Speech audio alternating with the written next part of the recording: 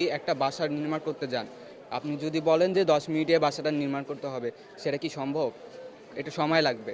আপনি পিলার লাগাবেন, পিলার লাগানোর পর ছাদ ঢালাই দিবেন, তারপর দরজা লাগাবেন। আস্তে, আস্তে না এটা সম্ভব হবে। কিন্তু আপনি যদি বলেন যে এই যে সবকিছু আইনা দিলাম, বাড়িটা বানায় দাও, তাহলে তো সম্ভব না। আর যে নির্বাচনে যে ইঙ্গিতটা দেওয়া হলো, যদিও এখনো ফিক্সড হয়নি, যে ইঙ্গিতটা দেওয়া হলো সেটা নিয়ে আপনার কী মত, যে নির্বাচনটা বেশি জরুরি না সংস্কার বেশি জরুরি? আমার মনে হয় সংস্কার বেশি জরুরি।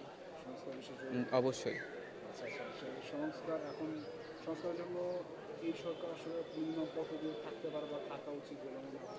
আমার যতটুকু মনে হয়, আমার 2 থেকে 3 বছর থাকা উচিত সংস্কারের আচ্ছা জন্য। আচ্ছা, আর রাজনৈতিক দল যদি সেভাবে কোনো মত পার্থক্য দেখা দেয়, সেক্ষেত্রে আপনাদের কী মনে হয় যে বিষয়টাকে কীরকমভাবে, রাজনৈতিক দলগুলোর কীরকম স্ট্যান্স হওয়া উচিত এক্ষেত্রে?